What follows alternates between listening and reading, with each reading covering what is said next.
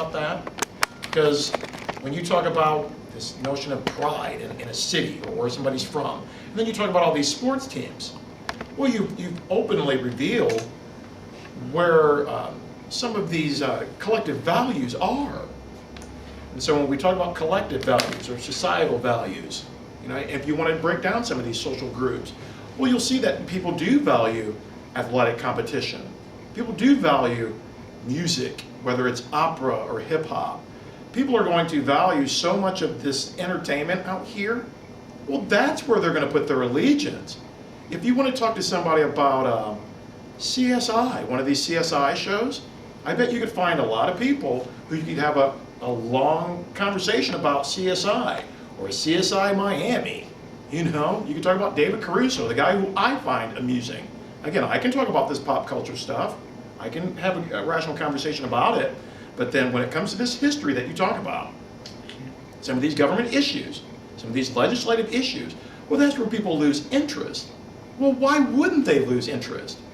With Katy Perry, she's eye candy to the max. Got some of these great songwriters and producers working for her, and then these cinematographers making these videos, and then there's Snoop Dogg with her. And so this girl can talk about, yeah, I used to pimp this Christian music. That's what I used to do. But then in one of these interviews will actually tell you, I sold my soul, and now you see what I do. But young ladies, I'm pimping all this, using my body and all this sexuality to sell. Yet young ladies, Katy Perry is telling young ladies, you don't have to do that. You don't have to do it. But you'll see where the attention is. And if I go out here and if I want to say, hey people, do you want to talk about some of this Fort Wayne history, or do you want to talk about some of these top 40 artists? Well, people can have these conversations about these top 40 artists. And so when you talk about what people value and why isn't this history brought out? Well, it's because there's other things that people are interested in. And when you talk about this language of war, it permeates our entertainment culture. Right. Like for you, wearing the American flag. Well, I'm wearing a version of it. You see all this Captain America stuff in our pop culture now. These Marvel superhero movies, not only touching on religion, with all this godlike stuff, and then your government's acting like gods, well then you get all this nationalism and war. Most of these Marvel movies are war movies. Most of the mainstream entertainment that you see out here directed for men, they are war movies. They're just not World War I or World War II. They're just World War whatever, World War Z. We're drenched in it. You see the violence in our culture, but people love it. And so if you want to talk about something, go talk about these Marvel movies. You'll find an audience that can tell you about them. If you want to talk about Jay-Z and these housewives of whatever city, you will find so many people that can talk about it. And so what you've got is truly a gem. This Fort Wayne history is truly a gem. So I would not focus so much on why aren't people interested in this? Why haven't the conquering people embraced the conquered more? I wouldn't be asking that. I mean, the conquered are the ones that tell the story. They are the ones who are going to say, well, we're going to celebrate these people. We're going to celebrate the victors, the champions. And so I can answer many of your questions, but what I always come back to is this Fort Wayne history, the way you're bringing it. Oh, a total gem. A total gem, but these are the pearls before the swine. People don't want this stuff. They'd rather have some silly violence. They'd rather have pornography, but there's no mystery to it. There's no mystery, and so it is going to be frustrating sometimes for guys like you, guys like me, saying, "Hey, we've got this pertinent information. You people could really value. You could really squeeze some value out of what we're saying, but then we're going to find that people are indifferent." They don't care. And I understand that. But that's why we're going to try to galvanize people to get behind the idea, those who are interested, and we intend to go to the governor's office, or at least be invited to the governor's office, because he is the one who needs to hear this. And people, you can't change stupid overnight, or you can't change the fact that you can't change behavioral conditioning overnight, but perhaps the governor doesn't know. Now, Eric, your presentation, you didn't touch on the the bond between the Ku Klux Klan and Indiana government. Now again, we don't have to go into it because you know it. You know it. You know that when you look into Indiana state government, you will find it intertwined with the Ku Klux Klan. Mike Pence knows that. Mitch Daniels, the Republican who's now the president over at liberal Purdue, he knows it. These people in government and state government, they know for a fact the bond between Indiana state government and the Ku Klux Klan. Mike Pence knows it. The reason you need a statue of the genocidal maniac known as Man Anthony Wayne, the guy who has 2 graves, he's buried in 2 graves, one of them just his rendered fat, the other grave just his bones. Well, yeah, that's part of the history of Man Anthony Wayne. But the reason you need statues is you can make that look glorified. You can make that look great. That's why you need a statue, to make something that is horrible palatable, something horrible that people will praise. You know that George Washington was a slave owner, a genocidal maniac, and a traitor to the British crown. Straight on. Now, as a first grader, Eric, I've told you this story before. When I went to Holy Spirit school, I starred in the musical Let George Do It, where little Dean Robinson plays young George Washington doing a musical number about the cherry tree chop. I get to live out that lie as a 6-year-old at a Catholic grade school. But, Parson Mason Weems, the guy who wrote this Life and Times of George Washington, he says, well, that was just totally made up. We just made that up because we needed to create these legends for this new country.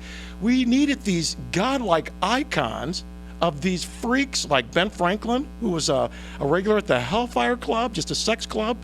Ben Franklin, the guy who used to dig up graves so he could do these experiments, a complete freak. But you need these paintings where these guys look like they're touching God. You need these statues to make that garbage palatable. Mike Pence knows all of this. He's laughing at us, but let him laugh. Let him laugh. We'll have the last laugh, but we'll be the meek out here. We'll be the meek because we haven't embraced, the subjugation of people, the exploitation of people, sexism, racism. You and I don't embrace that. But in this world, those things get you paid. You make a lot of money doing that stuff. Just look at Jay-Z and Beyonce. Look at what they're pimping. Look at it. Look at the empire they get to build. What about Dr. Dre? Used to wear glitter, spandex, then it's NWA, so much attitude. But now, he's just got the Beats headphones. This guy is totally just a corporate entity now.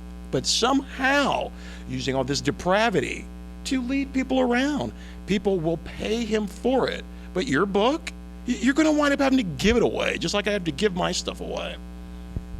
I'm in agreement with you for the most part, but still the facts remain. Our history is still our history, and trying to organize people around the facts of our history, they said truth always conquers all or conquers evil, and I'm willing to put that theory to the test. And I know all those other facts are correct, especially when you Google Adolf Hitler and Indiana University. But nevertheless, our history is still real history, and I think that people in these associations and what have you are prideful of the fact of the land upon which they represent. So therefore, got to reach beyond color lines and show these other folks across Fort Wayne that we have something here in common. And we're not trying to attract all the ones who want me to rap this message. I might start rapping. I don't blame you. My point is that we have such original history here that we can bring to the table that we can make the ones who are not sold on our history, make them to find it interesting, and then they can start searching their own personal history, because once you start doing this, you never know where you're going to end up with it.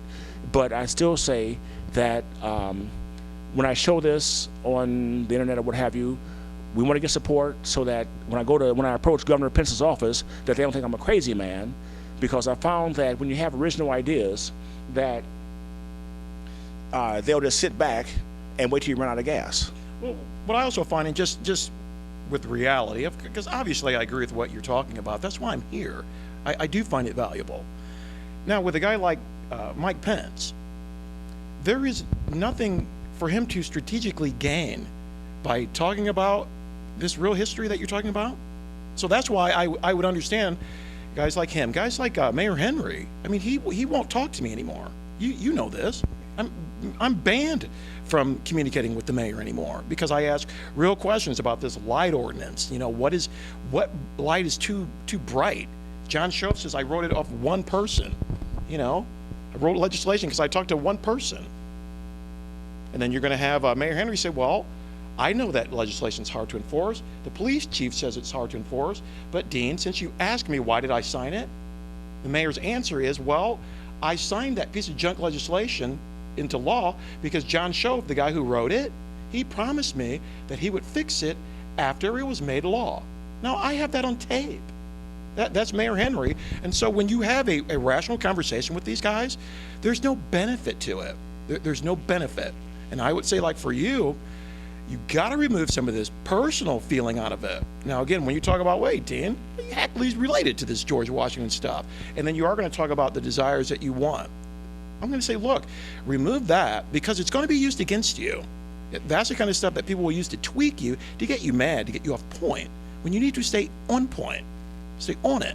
And then understand with a guy like Mayor Henry, Mike Pence, how in the world can Mike Pence benefit by admitting, yes, the Ku Klux Klan is intertwined in government, in Indiana government. You can look it up so easily. It's right there. But how is he to benefit from that conversation?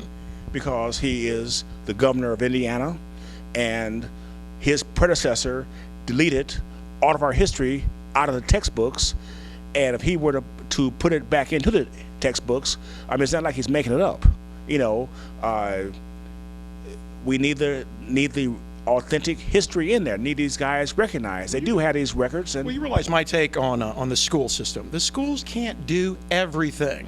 My take is the school system. I'm not suggesting that. School system really good for mathematics, and then school systems really good for mathematics, really good for this reading and writing and comprehension, really good for that. Now, when we get to history and science, and if you want to get off into religion, well, that's when these schools can really only scratch the surface. But that's okay, because a guy like me, I can actually play George Washington as a black kid.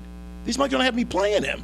Because when I'm doing this Cherokee Trop stuff, I don't know about George Washington owning these slaves. This is what I've got to learn outside of school, because school can only do so much. That's why your work is very important. It's always going to be supplemental to the schools, because you mugs can keep fighting back and forth about curriculum. I would say make sure your kids can do math, make sure they can read and write and comprehend that stuff, because then once you give them that basis, and then you give them whatever supplemental instruction you're going to give them at home, well, then these kids will have a thirst for the sort of knowledge you're bringing. Now, if you're counting on Mike Pence and guys like Mitch Daniels, if you're actually counting on these guys to bring some sort of social or racial equality to your education system through history and social studies, that's just a fool's errand, fool's game. Well,